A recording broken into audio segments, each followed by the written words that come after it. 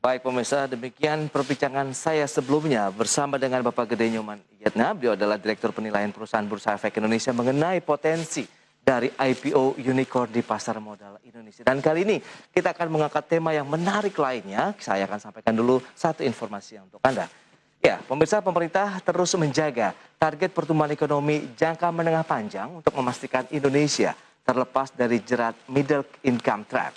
Namun demikian, di sisi lain, pemerintah justru memangkas target pertumbuhan ekonominya di tahun 2021. Pemerintah hingga kini terus berupaya menjaga Indonesia bisa terlepas dari jebakan negara berpenghasilan menengah di dunia atau middle income trap. Kementerian Keuangan pun menekankan pentingnya pemikiran serta strategi agar Indonesia tidak terperangkap dan mampu menjadi negara high income country. Menteri Keuangan Sri Mulyani Indrawati mengatakan strategi pertama adalah pembangunan sumber daya manusia, baik dari sisi pendidikan maupun kesehatan. Kedua adalah jaring pengaman sosial, di mana negara harus memastikan bahwa negara bisa maju, namun juga menjamin tidak ada bagian dari penduduknya yang tertinggal. Kemudian yang ketiga adalah transformasi ekonomi. Sementara itu, di sisi lain pemerintah justru merevisi target pertumbuhan ekonomi di sepanjang tahun 2021, yang dipicu gelombang kedua virus corona varian Delta dan penerapan pembelakuan pembatasan kegiatan masyarakat atau PPKM level 4 di wilayah Jawa dan Bali.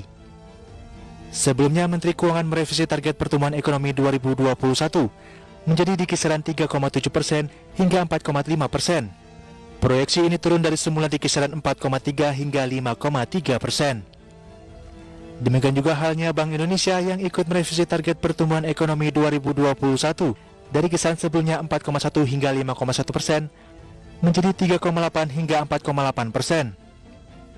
Lantas apakah Indonesia bisa terlepas dari jeratan negara berpenghasilan menengah di saat perjuangan melawan pandemi masih berlangsung? Simak pembahasan selengkapnya hanya di Market Review.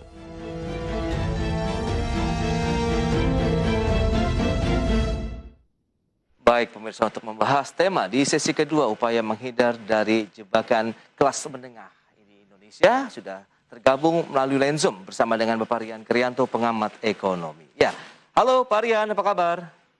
Halo, baik Mas Pras. Baik, ya, baik-baik juga nih Pak Rian. Kita langsung saja nih berbincang dengan Indonesia yang masih berkutat begitu di negara berpendapatan ataupun berpenghasilan menengah. Anda melihat bagaimana sebenarnya posisi Indonesia saat ini?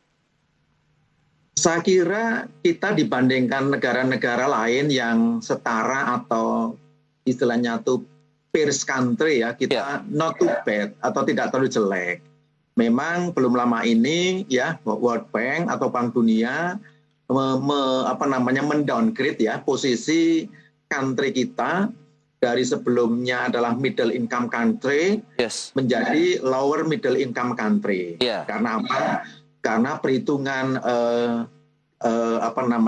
gross national income per kapita atau PDB per kapita kita dibagi dengan total populasi itu menjadi lebih kecil ya, dan itu masuk kepada kategori atau level lower middle income country, yaitu antara 1.035 sampai 4.045 dolar per kapita ya. Itu perhitungan World Bank yang lama. Kemudian World Bank belum lama ini juga mengubah pengklasifikasian level country ini, tapi sedikit, hanya di-upgrade sedikit, kurang lebih 50 dolar.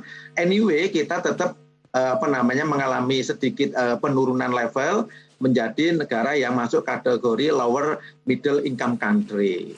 Ya, itu konsekuensi logis dari ini. Situasi ekonomi dunia yang juga merambah ke Indonesia yang istilahnya memburuk ya sampai hari ini. Itu Mas Pras. Strategi tentunya tadi sudah disampaikan di segmen awal begitu bahwa Kementerian Keuangan begitu juga sudah menyiapkan beberapa strategi, yaitu dari sisi pembangunan sumber daya manusia, kemudian jaring pengamanan sosial dan transformasi ekonomi. Apakah itu menjadi langkah yang tepat saat ini atau Anda melihat memang masih membutuhkan waktu yang lebih lama, Pak Rian? Saya udah pelajari ya yang namanya RPJMN, Rencana Pembangunan Menengah Jangka Menengah Nasional. Kemudian saya lihat juga tema APBN tahun ini yang kita sedang dalam tahap pemulihan, dan tahun depan temanya adalah kita akan menuju normalisasi ekonomi. Memang titik pijak nomor satu ya sekarang ini, tahun ini dan tahun depan itu adalah pengembangan capability atau kapasitas sumber daya manusia.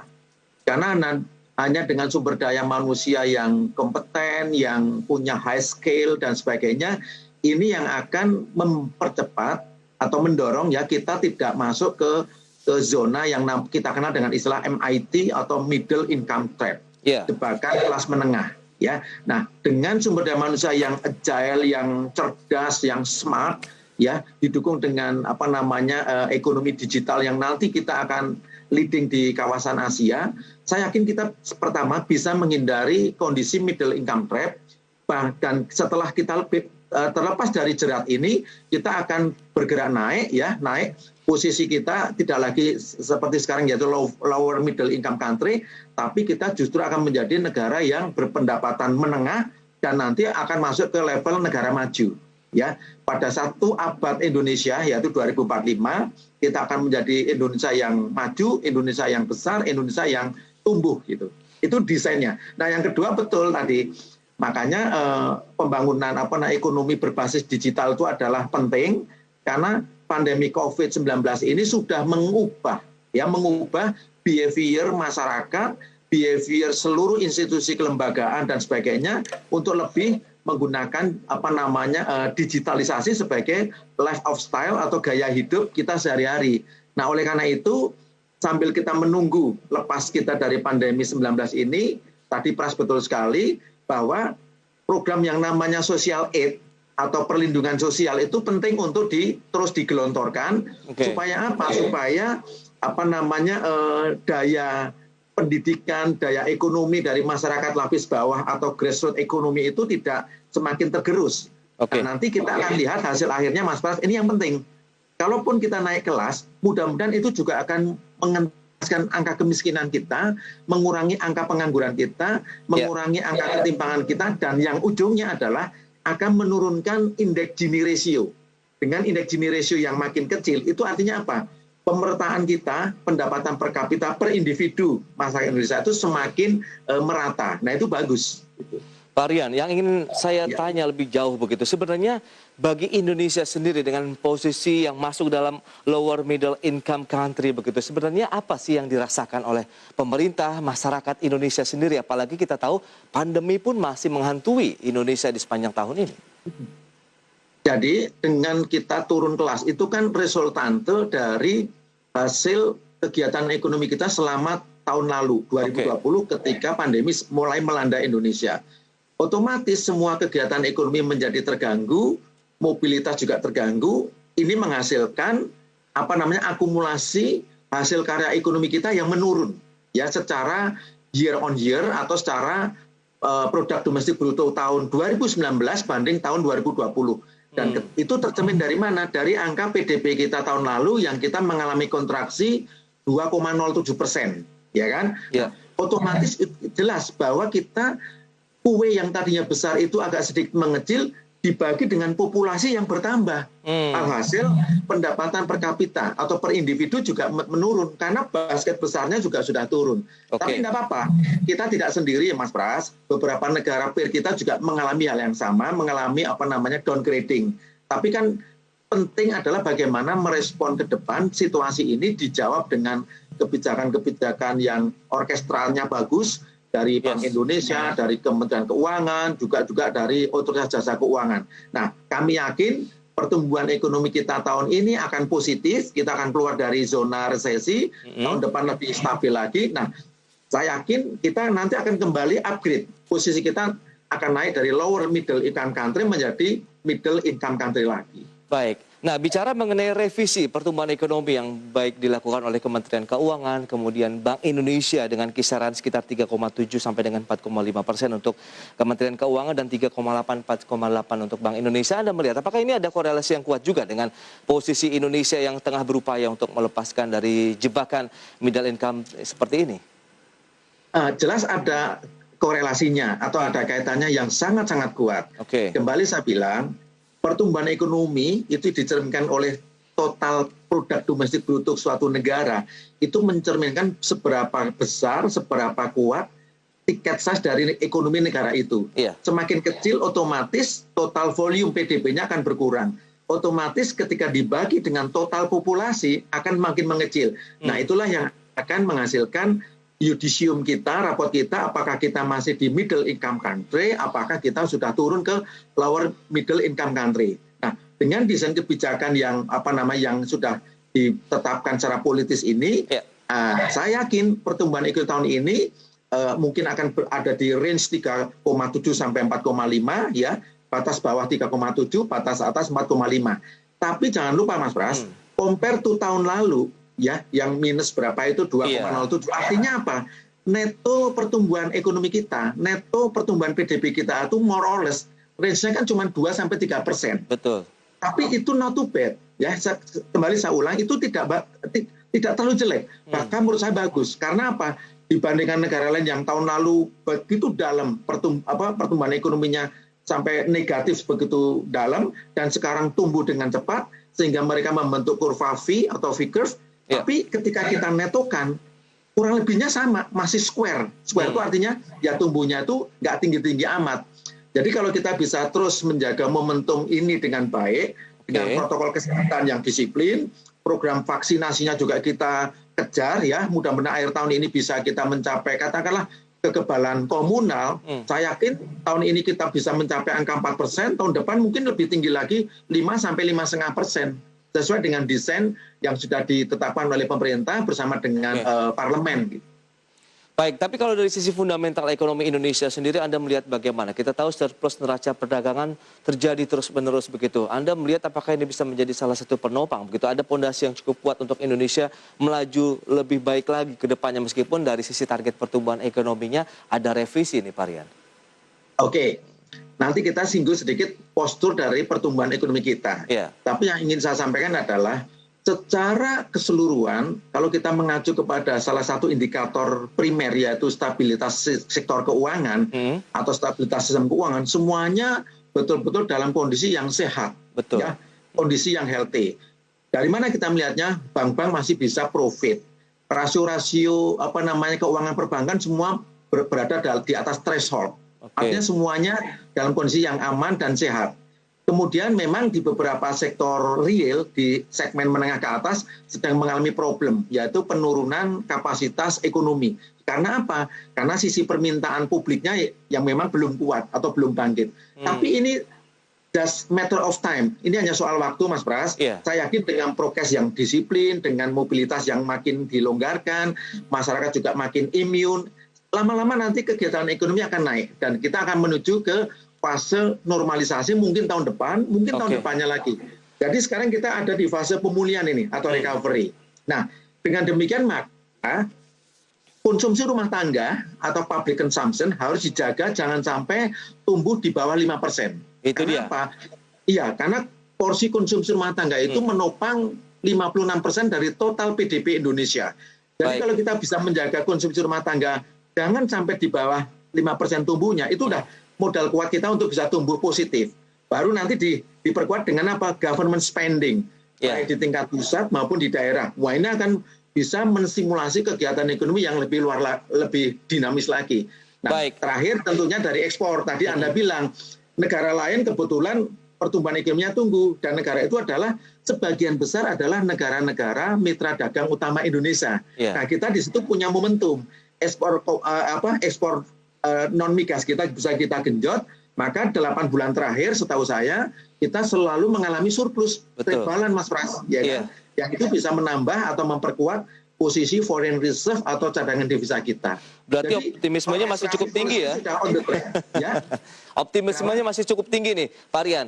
Nanti kita akan sampaikan di segmen berikutnya nih, Pak Rian. Mohon maaf, kita harus jeda dulu sebentar. Ada Bappenas yang masih optimis bahwa pasca COVID-19 Indonesia bisa tumbuh di atas 6% nih. Nanti kita bahas di segmen berikutnya, Pak. Dan pemirsa, kami akan segera kembali sesaat lagi.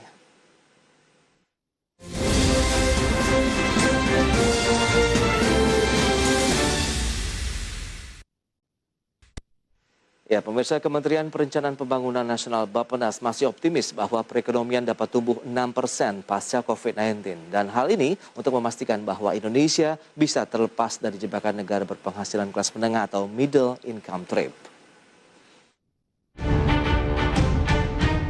Pandemi COVID-19 yang menghantam sektor kesehatan hingga ekonomi tidak membuat pemerintah melupakan target pembangunan di jangka panjang.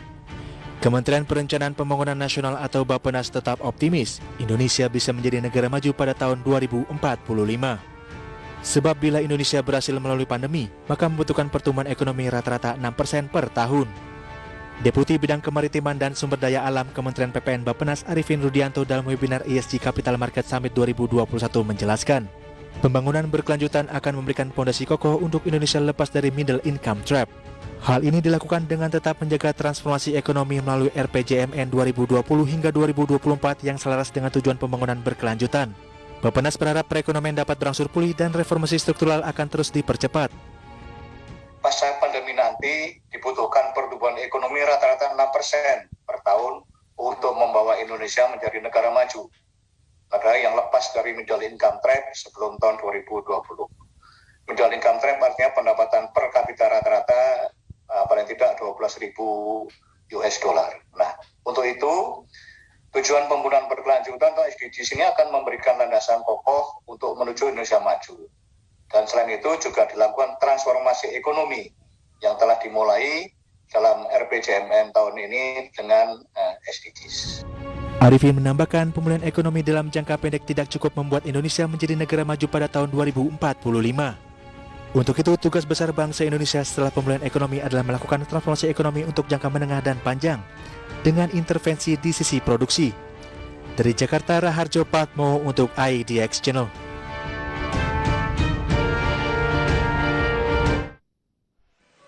Baik pemirsa, kita lanjutkan kembali perbincangan bersama dengan Bapak Rian Kirianto, pengamat ekonomi. Iya Pak Rian, tadi sudah disampaikan begitu. Bappenas ini masih optimis bahwa Indonesia bisa tumbuh di atas 6% pasca pandemi begitu. Anda melihat apakah ini menjadi salah satu syarat apabila Indonesia bisa terbebas dari middle income trap dengan rata-rata pertumbuhan 6% per tahun, Pak? Ya, saya kira yang menjadi referensi Bappenas tadi masuk akal atau logis ya, atau reasonable. Karena untuk kita menapak ke kategori sebagai negara maju atau advanced country seperti Singapura dan negara-negara barat yang lain, memang PDB nasional kita secara tahunan minimal harus 6, bahkan mungkin bisa 6,5%. Ya, cuman itu kan perlu prasyarat yang nggak mudah. Prasyaratnya adalah yang sekarang menjadi tema besar pemerintah kita, yaitu kita harus komit untuk melaksanakan yang namanya reformasi struktural. Semuanya harus direform, cara bekerja, cara kelembagaan dan sebagainya, sehingga menuju efisiensi nasional. Nah, dengan efisiensi nasional inilah maka PDB kita secara absolut itu bisa meningkat dengan luar biasa, karena semuanya serba efisien. Loh, daya manusia. Memang sekarang belum efisien ini Pak Rian. Kita bisa lihat dari ini. ICOR kita, incremental output ratio kita, ya, incremental capital output ratio kita yang kalau nggak salah angkanya itu sekitar 6. Artinya apa? Untuk investasi untuk menghasilkan investasi Rp1, kita harus investasi Rp6. Nah, itu nggak efisien. Betul yang disampaikan pemerintah, pembangunan infrastruktur dasar secara masif itu menjadi penting. Yang kedua, pembangunan sumber daya manusianya. Nah, ketiga, kita mulai membuat yang namanya semacam roadmap atau peta jalan bagaimana Indonesia menjadi nanti salah satu negara dengan tulang punggung adalah ekonomi digital. Ya, ekonomi digital, dan kita akan banyak nanti bermain di services sektor atau sektor jasa atau sektor tersier. Karena bukannya kita meninggalkan sektor primer, pertanian dan lainnya dalam arti luas, tapi kebutuhan publik, kebutuhan masyarakat sudah bergeser. Tidak lagi ke level kebutuhan primer, bahkan kebutuhan sekunder juga sudah dipenuhi. Nah, kita perlahan-lahan masuk ke negara dengan tumpuan ekonomi, yaitu dari sektor jasa atau sektor-sektor tersier. Nah, di sini peran IT itu sangat penting, termasuk sumber daya manusianya. Nah, jika ini bisa di-maintain dengan baik, ya Mas Pras, saya yakin ekspektasi dari Bappenas tadi, yang menggambarkan minimal PDB kita akan tumbuh setiap tahun 6% menuju 2045 itu bukan sesuatu yang istilahnya tuh ngawang-ngawang, itu sesuatu yang measurable dan reachable saya kira. Oke, nah lantas mungkin strategi jangka pendek yang harus segera dilakukan. Kalau tadi bicara mengenai SDM, kemudian jaring pengaman sosial, kemudian transformasi ekonomi juga harus dilakukan. Anda pun juga menyatakan bahwa komitmen untuk reformasi secara struktural, begitu baik kelembagaan, kemudian cara bekerja sehingga harus lebih efektif dan efisien. Nah, kira-kira bagaimana implementasinya? Apa yang harus segera dilakukan? Paling tidak semuanya bisa dalam satu irama begitu, Pak Rian. Saya kira ada satu keyword yang perlu kita pegang, yaitu pertama ketika Pak Presiden Joko Widodo mengatakan tidak ada lagi visi dan misi menteri, yang ada adalah visi dan misi presiden, itu sebuah sebuah pedoman politik yang memang harus dipegang dan dipatuhi dan dilaksanakan oleh semua elemen kepemimpinan nasional, baik di tingkat pusat maupun di tingkat daerah. Nah, dirijennya adalah satu, yaitu Bapak Presiden. Nah, dengan demikian tidak akan lagi muncul deviasi-deviasi di dalam menafsirkan sebuah policy, di dalam menerjemahkan policy itu di tingkat lapangan atau di tingkat operasional. Itu satu. Yang kedua, orkestrasi kebijakan tadi yang kita sekarang punya, yang kita sebut dengan Undang-Undang Nomor 2 Tahun 2020, yaitu Undang-Undang tentang penanganan situasi krisis karena pandemi COVID, itu menjadi payung hukum yang besar di dalam kita menjalankan kebijakan-kebijakan kita, baik di real sektor, baik di finance sektor maupun di sektor-sektor yang lain. Nah, orkestranya sudah ada. Itu saja tinggal dijalankan dengan full komitmen. Saya yakin tahun depan kita akan masuk ke zona normal. Dan tahun depannya lagi kita akan take off lebih mantap, lebih kuat. Gitu. Nah, yang lebih utama, lantas bagaimana agar bisa merata dari sisi kemampuan, kemudian bagaimana pengaplikasian dari beragam kebijakan-kebijakan yang sudah ditelurkan ataupun dilakukan oleh pemerintah, Pak Rian? Nah, ini pertanyaan bagus, Mas Pras.